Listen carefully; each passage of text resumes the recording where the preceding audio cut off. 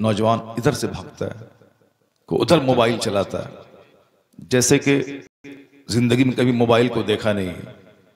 लोग 10-10 लाख रुपए का मोबाइल चलाते हैं, मगर लोग उसको कोई देख नहीं रहा है। और हमारे कुछ बच्चे चोरी का मोबाइल ले लेता है 5,000 मल्टीमीडिया, उसको हमेशा हाथ में दिखाता रहता है। जुमा के दिन भी मस्जिद जाता है तो वहां भी मोबाइल लेके जाता है। जहां थोड़ा सा मौका मिला मस्जिद में मोबाइल शुरू कर देता है, जलसे में शुरू कर देता है। यानी एक उजड़ी हुई कौम, ऐसा लग रहा है जैसे इसको जलील होना है, रुसवा होना है, बर्बाद होना है, काफिरों के हाथों कटना है। इसलिए इसकी टेंडेंसी, इसके जीने का अंदाज, इसका चेहरा, इसकी बोली, घर में रहने का अंदाज, सब ये बताता है कि इसे अभी और कुछ बर्बाद होना है। जो आदमी जंगल झाड़ बंदर छुछंदर खुदा कहता है, आज वो सिविलाइजेशन, तहजीब, कल्चर की बातें कर रहा है। मुझको ऐसे जीना है, बच्चों को ऐसे पढ़ाना है, धर्म गुरु का सम्मान ऐसे करना है, धर्म गुरु से कुछ बातें सुननी है। जिसको पाखाना साफ करने का ढंग तरीका मालूम नहीं, उसको वो गुरु माने हुआ है, उनकी बातें गौर से सुन रहा है। जो धोखा देने वाला आदमी अक्सर और बेशतर ऐसे ही होते हैं। जो भी फ्रंट में आता है उसका 4 साल के बाद ऐसे इस कैंडल में फंसता है कि सारा संसार हंसता है, लेकिन उससे पहले हजारों नहीं लाखों लोग उसके पीछे चलते हैं, फॉलोवर रहते हैं। इसलिए मेरी सारी दुनिया अब जाग गई कि मुझे क्या पहनना है, क्या नहीं पहनना है। सारी दुनिया जाग गई कि मुझे क्या खाना है, क्या नहीं खाना है। सारी दुनिया को अब एहसास हुआ है कि मुझको कैसे सोना है, कैसे नहीं सोना है। सारी दुनिया को अब लग रहा है कि मुझे शादी ब्याह कैसे करना है। कोरोना काल में एक डीएम अपनी वाइफ, वो भी जो डीएम थी, उससे शादी उन्होंने कोर्ट में जाके किया और सिर्फ 500 रुपए की फीस कोर्ट की भरा और जज के सामने उन्होंने अपनी वाइफ के निकाहनामे पे साइन किया और दोनों मियां भी वहां से आए और अपने रिसेप्शन नहीं दिया, बल्कि कहा कि सारा हिंदुस्तान तकलीफ में है।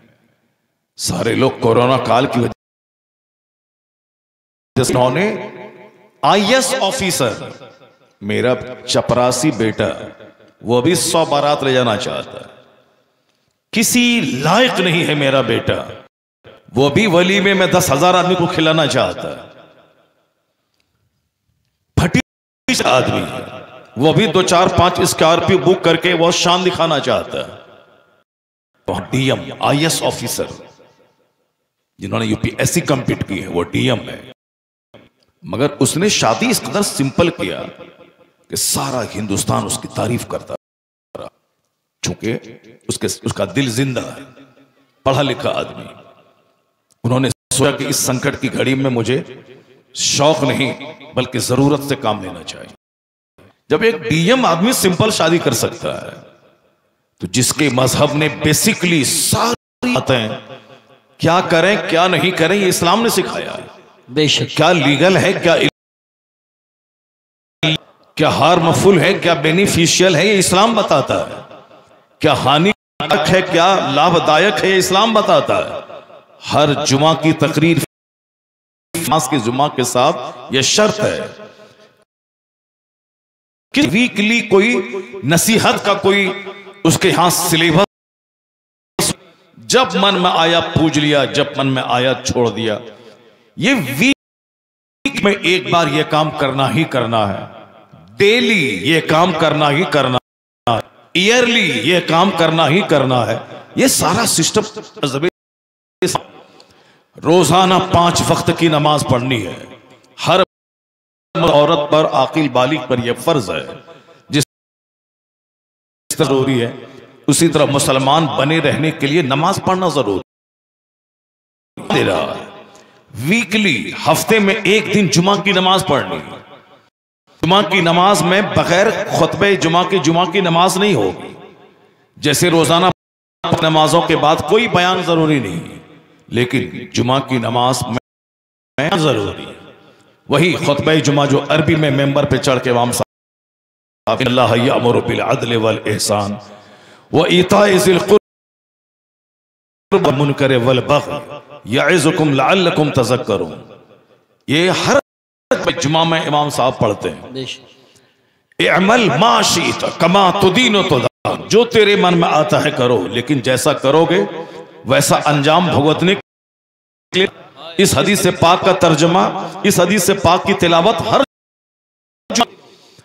और खुतबे जुमा में यह भी है कि सबीलुकुम तवील, तेरा रास्ता बहुत लंबा है, वज़ादुकुम कलीलुन कलील, तेरे पास सफर का खर्च बहुत थोड़ा है।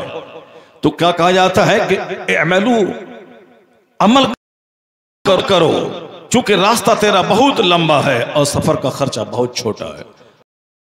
हर दिन 1 मिनट का सही खुतबा जुमा ये फर्ज है, शर्त के शर्त है वो, उसके बगैर जुमा की नमाज नहीं होगी। क्यों? ताकि बंदा कम से कम यही तो वीकली अल्लाह का पैगाम सुन ले, रसूल पाक हमें कैसे जीना है, ये सारी बातें वो सुन ले जुमा के में। चूंकि खेत मर जाता है जब बारिश नहीं होती है, उस खेत को दोबारा जिंदा हो जाता है, पानी पड़ने के बाद खेत दोबारा जिंदा होता है। यह दिल का खेत दुनियादारों का चेहरा देखने की वजह से मर जाता है, यह दिल पीने से मर जाता है, यह दिल शराबी, पापी, लुच्चे, लफंगे, चोर, मवाली सबको देखने के बाद यह दिल मर जाता है। जब दिल मर जाए तो आदमी को अच्छी महफिल अच्छी नहीं लगती, अपने माँ बाप अच्छे नहीं लगते, अपनी बीवी अच्छी नहीं लगती। जब दिल मर जाता है तो उसको सच्चाई से नफरत और झूठ से रग़बत हो जाती है। तो इस मरे हुए दिल को दोबारा जिंदा करने के लिए शरीयत ने इंतजाम में लाजमी तौर पर खुतबा सुना जाए, कुरान पाक की तिलावत सुनी जाए और अल्लाह के रसूल की हदीस सुनी जाए। तो खुतबे जुमा को सुनने के बाद ऐसा होता है जैसे मरा हुआ दिल दोबारा जिंदा हो गया हो। यह नसीहत का पानी हर जुमा के दिन पड़े ताकि मरा हुआ खेत जिंदा हो जाए, उसका तो मर चुका था वो दोबारा जिंदा हो जाए, नेकी की फसल पैदा होने के काबिल। इस्लाम ने यह एहतमाम किया कि हर जुमा के दिन वाज होना चाहिए, होनी चाहिए। और इस्लाम ने एक एहतमाम किया है कि साल में बकरीद में एक लंबा खिताब होना चाहिए। जुमा की तकरीर इसलिए नमाज से पहले है, ईद और बकरीद की तकरीर लंबी है ताकि नमाज के बाद आराम से लोग बैठ जाएं और एक लंबी तकरीर में और साल भर तक के लिए रूहानी खुराक वहां से जमा कर लें। और उसी रूह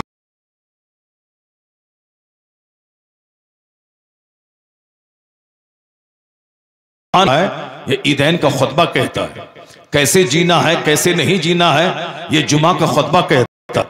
और निकाह की महफिल में डेकोरेशन जरूरी नहीं है। निकाह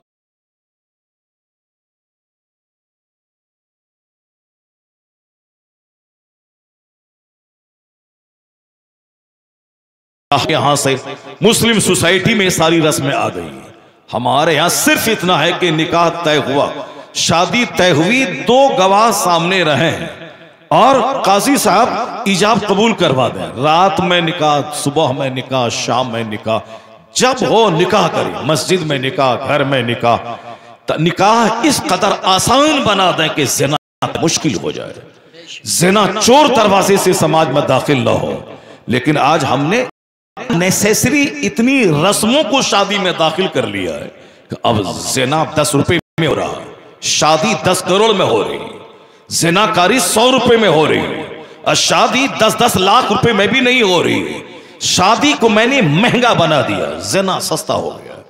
यही वजह है कि पैगंबर आज़म ने शादी को इतना आसान बनाया था कि अपनी बेटी फातिमा ज़हरा की शादी मस्जिद नबवी में पुराने कपड़े में कर दी ताकि क़यामत तक मेरा गुलाम जब अपनी बेटी की शादी का सवाल आए तो पेचीदगी में नहीं पड़े, कॉम्प्लिकेटेड मैटर नहीं बनाए शादी को कि ये होगा तब शादी होगी, कपड़े खरीदारी होगी तब शादी होगी, इतना पैसा होगा तब होगी नहीं, जैसे ही लड़का हो या लड़की जवान हो, अब माकूल रिश्ता मिल जाए फौरी शादी करा दे, रात में हो या दिन में हो। उसके लिए बहुत बड़ी महफिल के आयोजन की जरूरत नहीं है, सिर्फ 2 गवाह रहें निकाह हो जाए। इतना सिंपल इस्लाम ने निकाह को बनाया था। और खुतबे में निकाह में खुतबा पढ़ा जाए, यह खुतबा निकाह सुन्नत है। और उस खुतबे निकाह में अल्लाह के रसूल ने 3 कुरान पाक की आयात खौफ की तिलावत की। अगर आप शादी ब्याह में जाते हैं और इमाम साहब, काजी साहब निकाह पढ़ाते हैं, तो आप गौर करें कि खुतबे निकाह में क्या बोलता है। चूंकि हम लोगों की नजर उस पर रहती नहीं है, नजर रहती है खाने पे, पीने पे, घूमने पे, फिरने पे।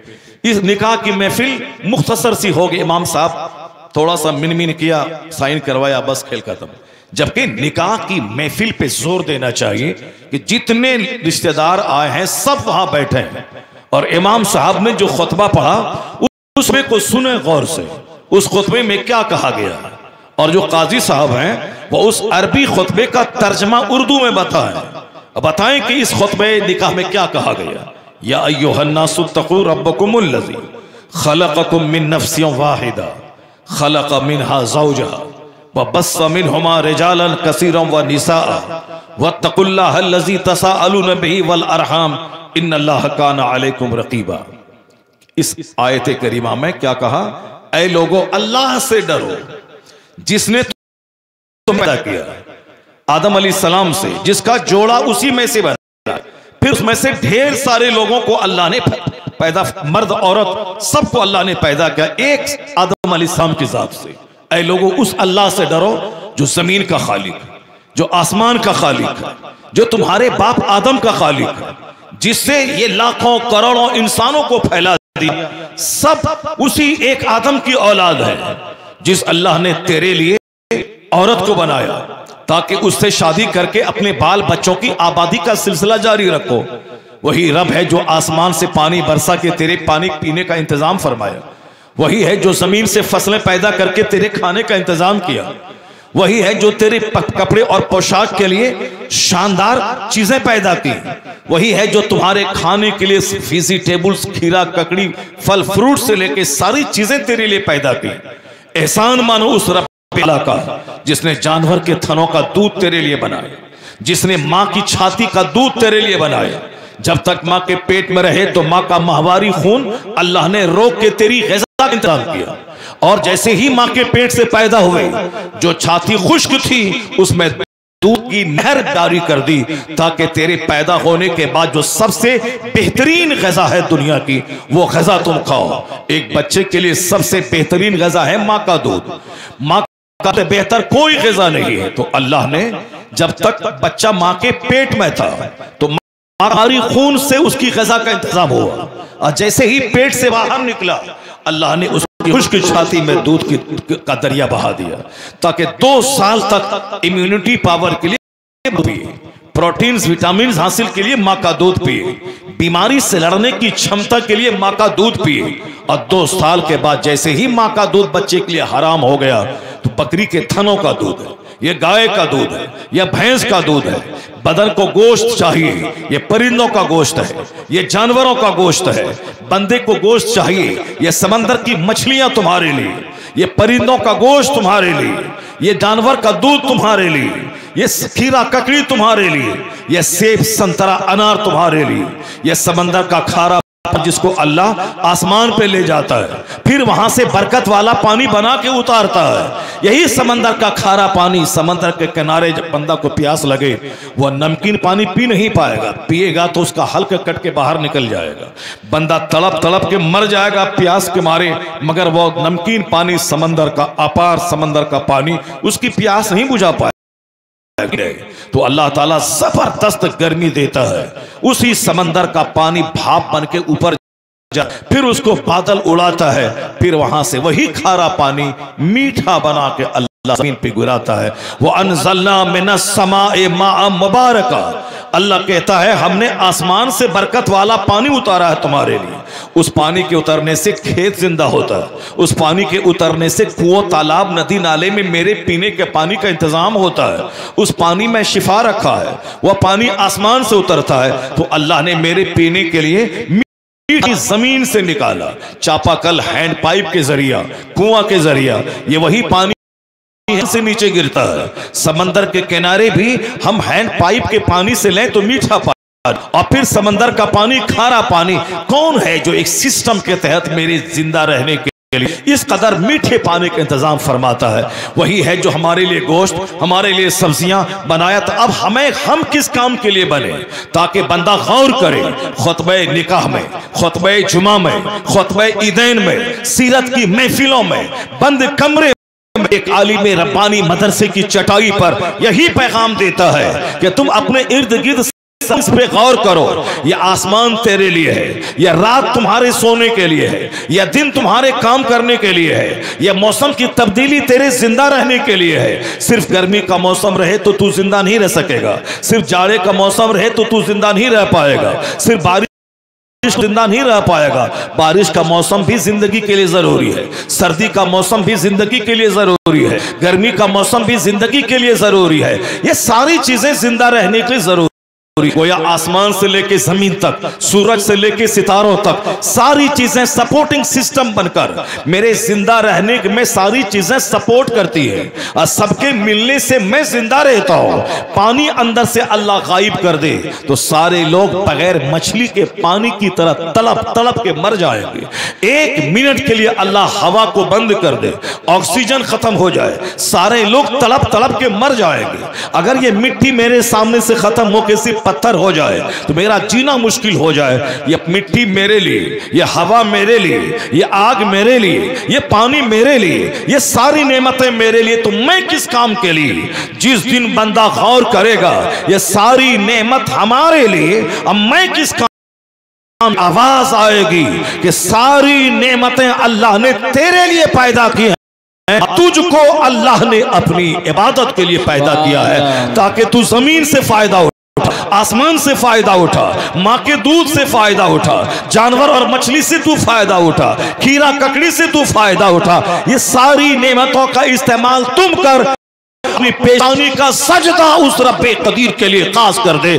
अल्लाह नेमतें दी हैं, तू उस नेमत देने वाले को सजदा करे। और जिस दिन ये ख्याल दिल में पैदा होगा तो बंदा 8 घंटे रात में सोने के बाद वह खेत बाद में जाएगा, वह दुकान बाद में जाएगा। तो जिस रब ने 8 घंटे की गहरी नींद दी, उससे जागने के बाद सबसे पहले बंदा नमाज फज्र के लिए मस्जिद जाएगा ताकि उस खुदा की नेमत का शुक्राना हो जाए जो अल्लाह हमें 8 घंटे की गहरी नींद अता फरमाए। सुभान अल्लाह, नारे तकबीर, नारे रिसालत। बंदा जब अक्ले सलीम से काम लेता है तब वो इन बातों पे गौर करता है कि हम किस काम के लिए पैदा हुए। अल्लाह रब्बुल इज्जत ने नमाज का ऐसा सिस्टम रखा है जिसमें कि काम के टाइम में नमाज कम है, रात भर सोने का टाइम, रात में कोई नमाज फर्ज नहीं, ईशा के बाद, ईशा से लेके फजर तक कोई नमाज फर्ज नहीं। तहज्जुद बंदा पढ़े ये सवाब मिलेगा, लेकिन अगर कोई नहीं पढ़े तो कोई गुनाह नहीं। ईशा से लेके फजर के बीच में कोई नमाज फर्ज नहीं है, ये आराम का टाइम, ये सोने का टाइम। हाँ, अल्लाह के मखसूस बंदे तहज्जुद पढ़े, ये हाई क्वालिटी की बात है, लेकिन वह फर्ज है, ऑप्शनल नेकी है, बहुत बड़ी नेकी है। तहज्जुद की नमाज से चेहरा चमकता है, नमाज पढ़ने से आदमी कब्र में रोशनी का सबब बनती है। नमाज, तहज्जुद की नमाज पढ़ने से सेहत मिलती है, रोजी में बरकतें होती हैं, घर में अमन चैन सुकून रहता है। लेकिन यही है, फर्ज है ईशा की नमाज, फर्ज है फज्र की नमाज, इस बीच में मुकम्मल 8 से लेकर बंदा आराम करे, सोए। तो अब जब सोने के बाद जगे तो क्या पढ़े? हुजूर कहते हैं ये तो अल्हम्दुलिल्लाहिल्लज़ी अहयाना बादा मा अमातना व इलैहि नुशूर, तमाम तारीफ रब्बे आला के लिए जिसने हमें मौत के बाद दोबारा जिंदगी अता कर दी। यानी नींद मौत असगर का नाम है, अल्लाह ने दोबारा मुझको जिंदा कर दिया। ये दुआ पढ़ें कि अल्लाह ने हमें मरने के बाद दोबारा जिंदा कर दिया। बंदा फौरी मस्जिद की तरफ वो जाएगा, और सर्व सुजूद हो जाएगा। इस नेमत का शुक्राना है कि अल्लाह ने रात बनाई।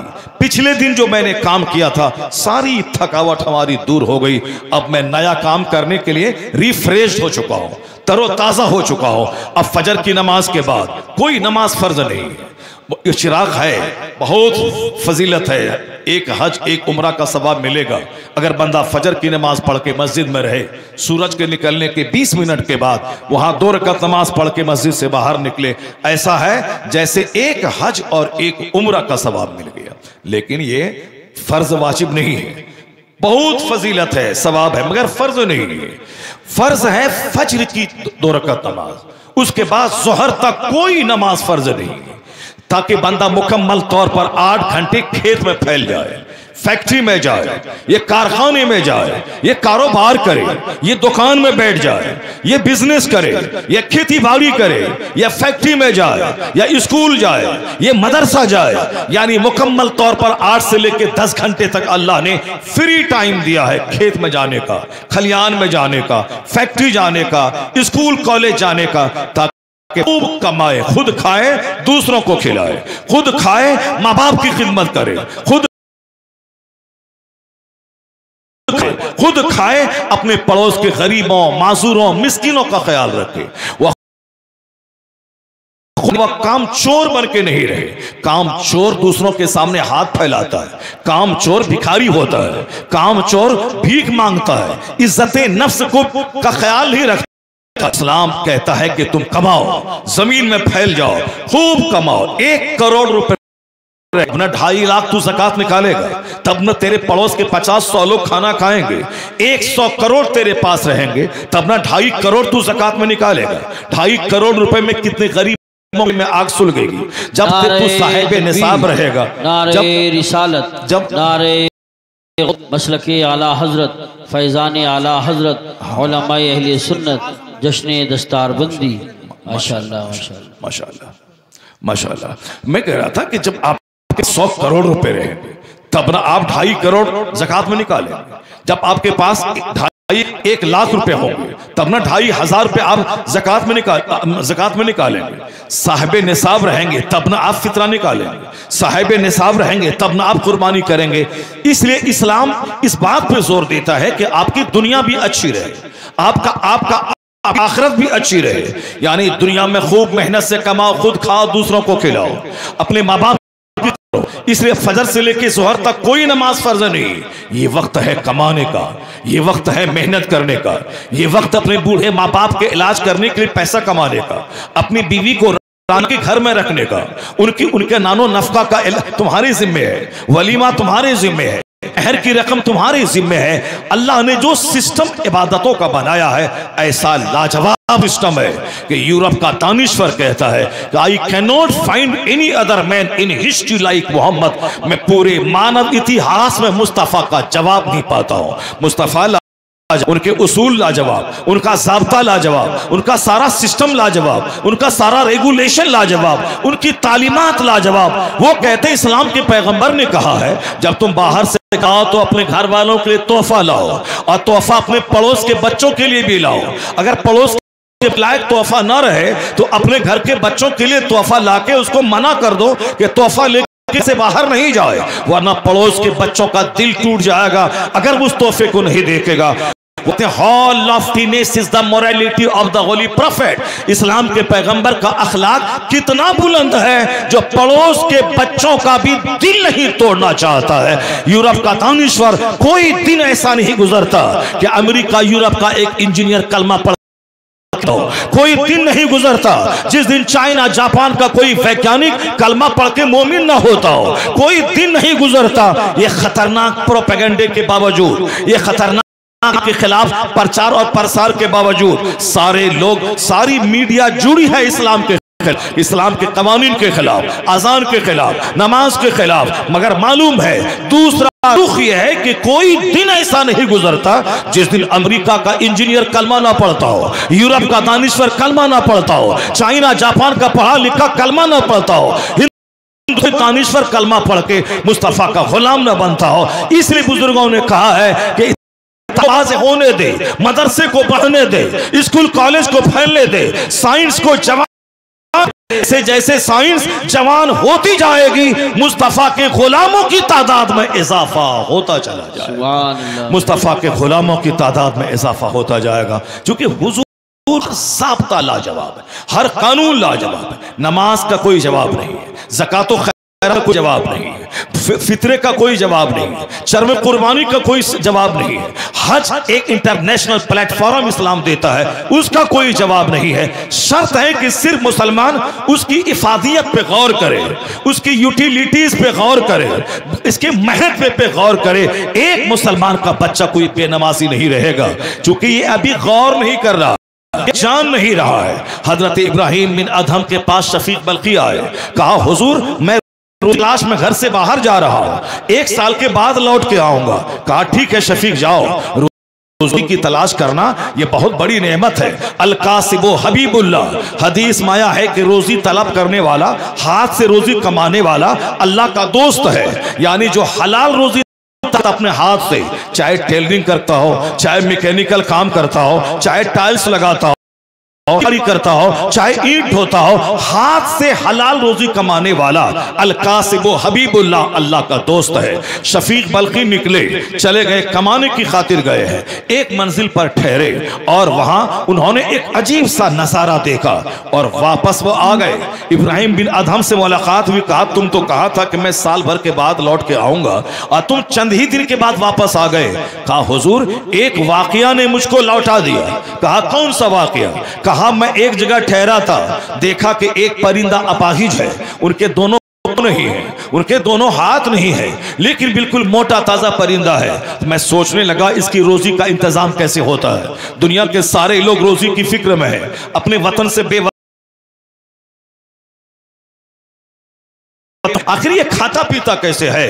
तो मैंने थोड़ी देर के बाद देखा कि एक परिंदा उड़ता हुआ आया, वह चोंच में घास लेके आया, चारा लेके आया, उस अपाहिज परिंदे के पास बैठ गया, मुंह में चारा डाला। तो मैं सोचने लगा ये अपाहिज परिंदे को अल्लाह रोजी कैसे देता, दूसरे परिंदे के जरिए इसकी रोजी का इंतजाम फरमाता है। जब अल्लाह जानवर परिंदे को तो मुझे भी रोजी देगा। तो अब मैं वतन से बाहर नहीं जाऊंगा, अपने वतन में रहूंगा, अल्लाह ताला मुझको रोजी देगा। जनाब शफीक बल्की वहां से वापस आ गए। इब्राहिम बिन अदहम से मुलाकात, कहा शफीक वापस आ गए? कहा हुजूर मैंने रास्ते में एक वाकया देखा, इस वाकये ने मुझको झंझोड़ दिया कि जब अल्लाह रोजी देने वाला है तो फिर वतन से बेवतन क्यों हो जाऊं, वतन में रोजी देगा। जो अल्लाह अपाहिज परिंदे को नहीं भूलता है वह मुझको कैसे भूलेगा, इसलिए मैं वापस आ गया। इब्राहिम बिन अदहम ने क्या कहा जरा गौर से सुनिए।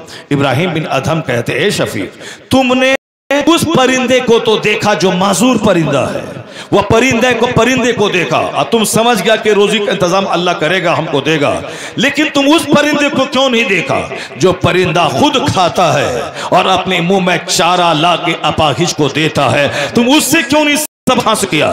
तुम माजूर परिंदा क्यों बनना चाहता है? तुम अपाहिज परिंदा क्यों बनना चाहता है? तुम उस परिंदे की तरह बन जा जो खुद खाता है और माजूर परिंदे को खिलाता है, अपने चोंच में रोजी लाता है और उसको खिलाता है। अल्लाह तबारक व तआला यही चाहता है कि मेरा कमाए, ज़कात फर्ज हो ताकि गरीबों का भला हो, मेरा बंदा कमाए ताकि इस पर उश्र वाजिब हो ताकि गरीबों का भला हो, मेरा बंदा साहिब निसाब हो ताकि सदक़े फित्र निकाले, गरीबों का भला हो, मेरा बंदा गाय पाले ताकि 40 में से 1 बकरी निकाले, 40 गाय में 1 बकरी निकाले ताकि गरीबों की खुराक हो जाए, जमीन से फसलें पैदा करे, 10 केजी में 1 केजी गरीबों को दे दे, 20 में 1 केजी गरीबों को दे दे। तो अल्लाह तबारक हमें मजदूर नहीं बनाना चाहता, हमें अपाहिज नहीं बनाना चाहता, अल्लाह हमें कंगाल नहीं चाहता। ये तो हम अपनी मर्जी से कंगाल बने हैं। मुसलमान रमजान के दिनों में जाके देख लें, में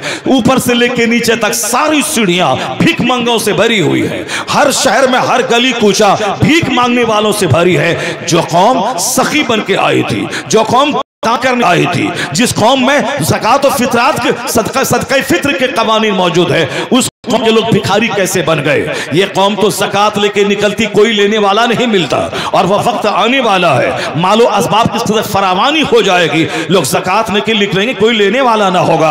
ये कौम भिखारी कब से बन गई? टेंडेंसी चाहिए। अल्लाह ने कुरान में सिखाया है, रब्बना आतीना फिद वफिल आखिरत हसना, यानी ए अल्लाह मुझे दुनिया में अच्छाई अता फरमा, आखिरत अच्छाई अता फरमा, मुझे जहन्नम की आग से बचा। तो मुस्लिम कौम, सिविलाइज्ड कौम, खुद खाने वाली और दूसरों को खिलाने वाली कौम, तो अल्लाह ने हमें दुआ सिखाया है कि तुम्हें इस दुनिया में भी भलाई चाहिए और आखिरत में जन्नत चाहिए। उसके लिए तुम्हें खेत खलियान जाना होगा ताकि रोजी मिले, दुकान जाना होगा ताकि रोजी मिले, जानी होगी ताकि रोजी मिले, और इसी में से टाइम निकालकर तुम्हें फज्र के टाइम में मस्जिद जा ताकि जन्नत मिले, जोहर में मस्जिद जाना होगा ताकि जन्नत मिले, असर में मस्जिद जाना होगा ताकि जन्नत मिले। खेत गए बगैर रोजी घर में नहीं आती, तो मस्जिद गए बगैर भी जन्नत नहीं मिलती है। तो दुनिया को खुशगवार बनाने के लिए खेत खलियान जाना होगा,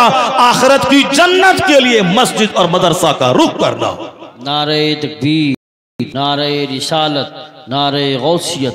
आज गैर मुस्लिमों के यहाँ बहुत निज है, गैर मुस्लिमों के यहाँ लाखों बच्चे अनाथ शानदार ढंग से पाले जाते। वो कहां से सीखा है?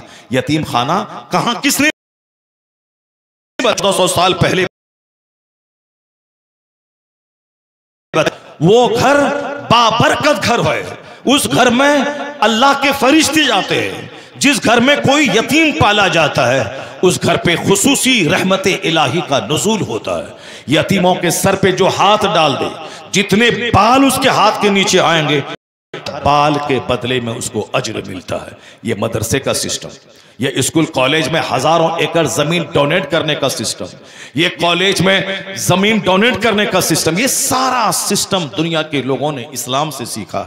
इस्लाम ने बताया, इस्लाम में एक शोबा है वक्फ का, जमीन मस्जिदों में वक्फ करना, जमीन कब्रिस्तान में वक्फ करना, जमीन मदरसे में वक्फ करना, अपना पैसा लगा के अनाथ यतीमों को पालना, गरीबों मिस्किनों को।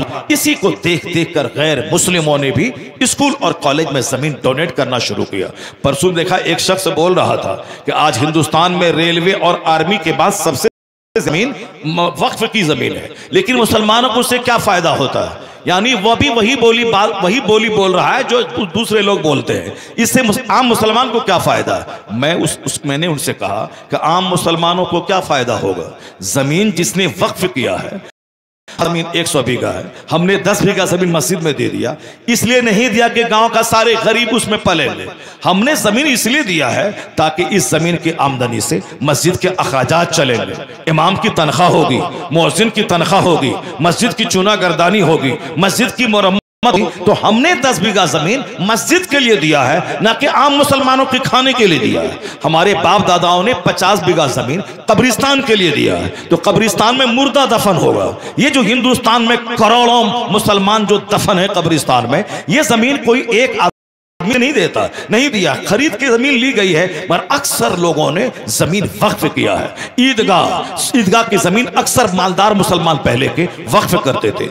मस्जिदों में 90% जमीन मुसलमान वक्फ करते थे, मस्जिदों मदरसे में वक्फ करते थे। दिल्ली में एक मदरसा था जिसमें कई हजार बच्चे पढ़ते थे, उसमें जमीन वक्फ की गई थी। उस जमीन की आमदनी मदरसा चलता था। मदरसा नजामिया बगदाद में, उसमें वहां के बादशाह वक्त ने 10, 20, 50 गांव और पूरी जमीन उस मदरसे के लिए उन्होंने डोनेट कर दिया था। आमदनी से मदरसा चलेगा। ये जो वक्फ का सिस्टम है, ये आज का नया नहीं बल्कि पुराना सिस्टम है। इसी से मस्जिद का सिस्टम, मदरसे का निजाम, कब्रिस्तान का निजाम और ईदगाह का निजाम दूसरों को देखने में लगता है कि अरे इतनी मस्जिद है, इतने कब्रिस्तान, तो हमारे बाप दादा जमीन वक्फ किया है ना कि गांव के गरीब लोगों के खाने पीने के लिए। मदरसे में जमीन वक्फ किया है ताकि गरीब मिस्किन के बच्चे पढ़े। तो हिंदुस्तान में जो हजारों मदरसे हैं, लाख के करीब जो मदरसे हैं, ये सारे मदारिस की जमीन वक्फ की गई, उससे करोड़ों मुसलमानों को फायदा पहुंचता। गैर मुस्लिम भी, उनके बच्चे भी मदरसे में पढ़ते हैं, वहां से फायदा हो रहा है। तो आज इसको भी करोड़ों लाखों एकड़ जमीन है, वो सारा सिस्टम इस्लाम ने बताया है, लोग इस्लाम से सीखा है। इस्लाम ने दुनिया वालों को तहजीब सिखाई है, जीने का शऊर सिखाया है, अनाथालय कायम करने का सिस्टम अता किया है। इस्लाम ने ही कहा है कि माँ की गोद से लेके कब्र की गोद तक पढ़ो, पढ़ने की कोई उम्र नहीं है। Knowledge is power, knowledge is light. शिक्षा शक्ति का नाम है, तालीम कुव्वत का नाम है, तालीम रोशनी का नाम है। माँ की गोद से लेके कब्र की गोद तक पढ़ो, हर उम्र में पढ़ो। पढ़ाई तुम्हें ताकतवर बना देगी, पढ़ाई तुम्हें इज्जत दिलाएगी। आज अगर चाइना जापान के लोग पढ़ रहे हैं, ताकतवर बन रहे हैं, तो ऐसा है जिसने सबसे पहले इल्म को ताकत का नाम दिया। आज अमेरिका अगर पूरी दुनिया में टेक्नोलॉजी का बादशाह है, तो इस्लाम एहसान का है जिसने 14 सदियां पहले जबकि एक स्कूल दुनिया में नहीं था, उस वक्त में इस्लाम ने शिक्षा पे जोर दिया, तालीम पे जोर दिया। तो आज सारी दुनिया जहां टेक्नोलॉजी है, एजुकेशन है, शिक्षा है, यह एहसान इस्लाम का है। भले ही करें हिंदुस्तान के चंद लोग इस बात को नहीं माने, मगर यूरोप का दानिश्वर जहां से जहाज दुनिया को मिला, ये माइक्रोफोन दुनिया को मिला, ये साफ साइकिल से लेकर ट्रेन तक सारी से मिली। हिंदुस्तान का एक दानिश्वर हवाई जहाज नहीं बनाया है, ट्रेन नहीं बनाया है, नहीं बनाया है। ये सारी चीजें अमेरिका और यूरोप के दानिश्वरों ने दुनिया को दिया है। अब वहां का एक कहता है, it must be owned that all the knowledge whether of physics और एस्ट्रोनॉमी और एस्ट्रोलॉजी और mathematics which flourished in Europe from the 10th century was originally derived from the Arabian schools and the Spanish Saracen may be looked upon as father of European philosophy।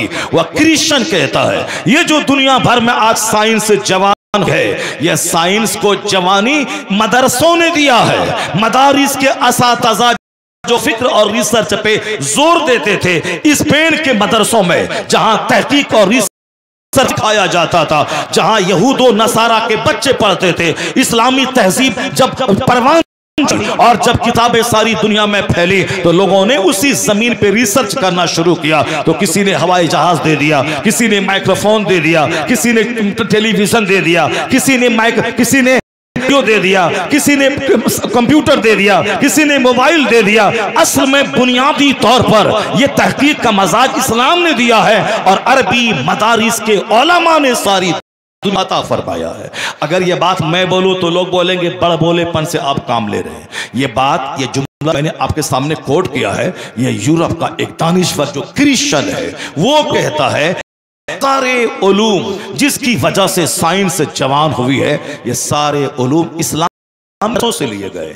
इस्लामी मदरसों के पढ़ने वाले, पढ़ाने वाले असातिज़ा ये Europe की के बाप कहे जाने के मुस्तहिक हैं। ये उन्होंने कहा है, चूंकि पहले मदरसे और स्कूल अलग अलग, ताजमहल का इंजीनियर मदरसे का पढ़ा हुआ, हवाई और जामा मस्जिद दिल्ली बनाने वाला इंजीनियर इसी मदरसे का पढ़ा हुआ, लाल किला कुतुब मीनार का इंजीनियर इसी मदरसे का पढ़ा हुआ। चूंकि हम लोगों ने मदरसों को आज गरीबों के बच्चे के पढ़ने की जगह समझ लिया और इंडिया में कब्जा किया, उन्होंने मुसलमानों की ताकत को तोड़ने के लिए स्कूल कॉलेज का मदरसे का सिस्टम अलग कर दिया, ताकि धार्मिक शिक्षा मदरसे में हासिल करें, ताकि जो लोग मदरसे में पढ़ें वो अपाहिज हो जाए, वो अंग्रेजी ना जाने, वो साइंस ना जाने, केमिस्ट्री ना जाने, वो सोशल स्टडीज ना जाने, मदरसे में सिर्फ वो धर्म रहे और कंगाल बन के रहे। और स्कूल कॉलेज में पढ़ने वाला वह कुरान नहीं जाने, वह हदीस नहीं सीखे, वह मॉडर्न एजुकेशन के चक्कर में रोजी रोटी की तलाश में वो रहे, वह भूल जाए नमाज। यानी मदरसे के लोगों को भी माशी तौर पर कमजोर कर दिया जाए और स्कूल कॉलेज में जो मुसलमान के बच्चे पढ़ें उसको मजहबी तौर पर कमजोर कर दिया जाए। अंग्रेज अपने प्लान में कामयाब हो गया। आज जो लोग स्कूल कॉलेज में पढ़ते हैं वो डीएम तो बन जाते हैं, एसपी तो हैं, मास्टर तो बन जाते हैं, लेकिन वो आखिरत को भूल जाते हैं कि मरने के बाद मेरा क्या होगा। दुनिया का 100 साल 1 सेकंड के बराबर है, मरने के बाद का एक दिन 50,000 साल के बराबर है। असल आराम आखिरत का, असल सुकून आखिरत का, ये दुनिया का 100 तो एक कतरा पानी की मानिंद है और आखिरत जहां सदा रहना है वो तो समंदर की मानिंद है। दुनिया में खुशहाल रहने के लिए 10% मेहनत की जरूरत है और जन्नत जाने के लिए 90% मेहनत की जरूरत है। क्योंकि दुनिया में 100 साल के अंदर ही दुनिया छोड़ के जाना है और जहां जाना यहाँ कभी नहीं छूटना है। आखिरत सदा की आखिरत है, वहां मौत को ज़बह कर दी जाएगी। जहां सदा रहना, आग है तो आग है, जन्नत का बाग है तो बाग है। इसलिए मुसलमानों को 99% के बाग पे गौर करना होगा, आखिरत की भलाई के बारे में सोचना होगा। जहां सदा रहना है उसकी फिक्र करनी होगी। ये सारी फिक्रें अंग्रेजों ने हमारे दिमाग से निकाल दिया। अब हम रोजी रोटी की फिक्र में लग गए। बच्चा इंजीनियर बनेगा, कमाएगा खाएगा, डॉक्टर बनेगा, कमाएगा खाएगा, मास्टर का कमाएगा खाएगा। इसलिए आज कौम मुस्लिम को चाहिए कि इंजीनियर बना के बच्चों को कुफ्र की तरफ ना धकेल दे, डॉक्टर बना के बच्चों को कुफ्र की तरफ ना धकेल दे, इंजीनियर मास्टर बना के बच्चों को कुफ्र की तरफ ना धकेल दे। आज मुसलमानों की लाखों बेटियां जो गैर भाग रही हैं, उसमें फैक्टर यही कर रहा है कि हमने उसको इंजीनियर बनाया, मुसलमान नहीं बनाया, हमने उसको डॉक्टर बनाया, कुरान नहीं सिखाया, हमने दुनिया में अच्छा घर बनाने, खाने पीने, मकान खरीदने, जमीन खरीदने और गाड़ी खरीदने का हुनर बताया, मगर मरने के बाद जन्नत जाने का रास्ता नहीं दिखलाया। उनकी घुट्टी में इस्लाम नहीं पिलाया। जिस दिन उनकी घुट्टी में इस्लाम पिला देते और हुजूर से सच्ची मोहब्बत पैदा हो जाती तो दुनिया की कोई पहाड़ उसके ईमान को लूट नहीं पाती, जिंदगी कुंवारा रह जाता, मगर इस्लाम का सौदा नहीं करता। अगर यहाँ अपने आप को हम ख्वाहिशात से, गुनाहों से बचाए तो अल्लाह जन्नत में 70 हूरें अता फरमाएगा, हजारों नौकर गुलमान अता फरमाएंगे, सोने चांदी की ईंट से बना हुआ मकान अता करेगा। जिस तरह आसमान हक है, जमीन हक है, सूरज और चांद सच है, उसी तरह मरने के बाद कब्र का अजाब हक है, कब्र का सवाल जवाब पुलसरात सच है। यानी ये आखिरत का सारा पाठ जो कुरान हदीस में है, जो मदारिस में पढ़ाए जाते हैं, वो सारा पाठ स्कूल कॉलेज के बच्चों को घुट्टी में पिलाना होगा, वरना मेरे हाथ से निकल जाएंगे, बच्चियां मेरे हाथ से निकल जाएंगी। इस कदर मुस्तफा की मोहब्बत, आखिरत की मोहब्बत, अल्लाह की मोहब्बत इस कदर दिल में डाल दिया जाए ताकि कोई आदमी हराम का यह कह दे हलाल का 1 रुपया हमारे लिए हराम के। अगर कोई हसीन और जमील खातून उसके ईमान के लूटने में आना चाहे या उनके चेहरे पे तूक के कहे मैं सारी जिंदगी कुंवारा रह जाऊंगा मगर इस्लाम का सौदा नहीं करूंगा, ये जबरदस्त बात वही बोलेगा फिजिक्स पढ़ेगा 5 घंटे और 1 घंटे कुरान पढ़ेगा ताकि फिजिक्स दुनिया मिलेगी, कुरान पढ़ेगा तो ईमान बचेगा, जन्नत मिलेगी। जरूरत इस बात की है कि एक ऐसा वसी सिस्टम को दोबारा वापस लाया जाए ताकि हमारे बच्चे का दीन भी बचे, ईमान बचे और हमारे बच्चों की दुनिया भी खुशहाल हो। ये बताइए कि जिसका दीन ईमान लुट गया वो दुनिया में सोने का भी घर बना ले, कितने दिन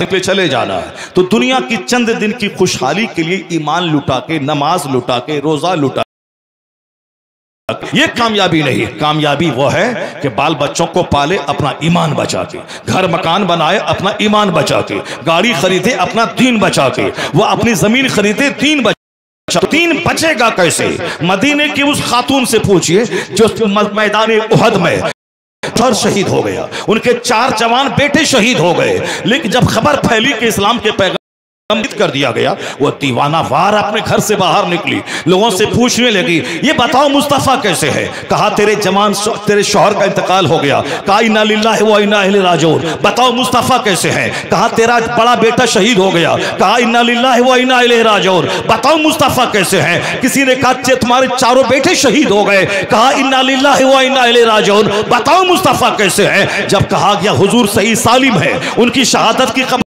वो औरत को उस वक्त तक यकीन नहीं आया जब अपनी निगाहों से मुस्तफा को देख नहीं लिया। जब मैदान पहुंचकर जब हुजूर का दीदार करती है तब वो अपने प्रैक्टिकल से दुनिया वालों को बता देती है कि शौहर से ज्यादा प्यार मुस्तफा से, औलाद से ज्यादा प्यार मुस्तफा से, सारे संसार से ज्यादा प्यार मुस्तफा से। जब हुजूर को देख लिया तो कहती है कुल्लु मुसीबतिन बादुका जलन या रसूलल्लाह, सारी मुसीबतें हेज हैं, आप सही सालिम हैं, मेरी सारी दुनिया। यह है औलाद से ज्यादा मोहब्बत मुस्तफा से और शौहर से ज्यादा मोहब्बत मुस्तफा से, चूंकि मुस्तफा ही जाने ईमान है, वही असले ईमान है। होते कहां खलीलो बिना काबो में ना लौलाक वाले साहिबी, यह सब तुम्हारे घर की है। हमें रमजान ईमान कहाँ से मिलता, हमें काबा कहाँ से मिलता, हमें मदीना कहाँ से मिलता। ये सारी बहारें मुस्तफ़ा जाने रहमत के कदमों की बरकतों से मिली हैं। इसलिए हुजूर से मोहब्बत जब होगी तो इलाके की सर्दी को नहीं देखेगा, गर्मी को नहीं देखेगा, वो हमेशा हुजूर के फरमान पे। आज जरूरत है कि सबसे ज्यादा इसी टॉपिक पे बात किया जाए। दुनिया की बात कर ही रहे हैं, आखिरत पूरे कुरान के हर चैप्टर में आखिरत की बात भरी है, हदीस के हर चैप्टर में आखिरत की बात भरी है। हुजूर कहते हैं ला तज़ूलु क़दम अब्दी हत्ता युसअल अबैन, जब तक 4 सवाल बंदों से नहीं होगा क़यामत के दिन 1 इंच अपनी जगह से हट नहीं पाएगा। पहला सवाल होगा अन उमर ही फीमा अफना, ये जीवन तुमने किस काम में लगाया? सिर्फ जमीन अर्जित करने, मकान बनाने, दुनियावी आन शान तलाश करने, किस काम में तुमने ये कीमती जिंदगी लगाई? ये जवाब देना होगा। 1 इंच बंदा हट नहीं पाएगा। दूसरा सवाल होगा अन शबाब ही, यह जवानी तुमने कैसे गुजारी? जवानी कैसे मौज मस्ती में गुजारी, खेल धूप में गुजारी, तमाशा तफरीह। जवानी दीवानी होती है, कैसी दीवानी, कैसे तुमने जवानी गुजारी? बचपन तो खेल तमाशा, बुढ़ापे तो 1 दर्जन बीमारी, क्रीम पीरियड है वो जवानी का, तो जवानी कैसे? सवाल होगा अम्माल ही मिन ऐना इक्तसबहु व फीमा फज़अहु, about your wealth, from where you earn this, in which ways you spend this. माल कहां से कमाया? जुआ खेल के कमाया, सट्टा से कमाया, लाठी का टिकट बेच के कमाया, दूसरों की जमीन हड़प के कमाया, कैसे कमाया? जब तक बंदा जवाब नहीं देगा 1 इंच अपनी से हट नहीं पाएगा। यह दुनिया के 100 साल 1 सेकंड है, पानी का 1 कतरा। इसलिए हमेशा नजर उस पे रहे कि हमें क़यामत में कैसे हिसाब देना है और कहां खर्चा किया, यह भी हिसाब देना है। कहां खर्च तुमने, सिर्फ माल बनाने, सिर्फ घर बनाने, शादी ब्याह में की तरह बहाने कि पैसा मेरा था, मैं जैसे चाहूं खर्च करूं। पैसा तुम्हारा नहीं है, करोड़ों लोग भिखारी हैं। अल्लाह ने तुम्हें पैसा दिया है, इसका मतलब है अल्लाह ने बड़ी जिम्मेदारी तुझको दी, ज्यादा हिसाब होगा। हज फर्ज हुआ था 25 साल पहले, तुमने 25 साल बाद हज तुमने क्यों किया? ज़कात फर्ज हुई थी 1 करोड़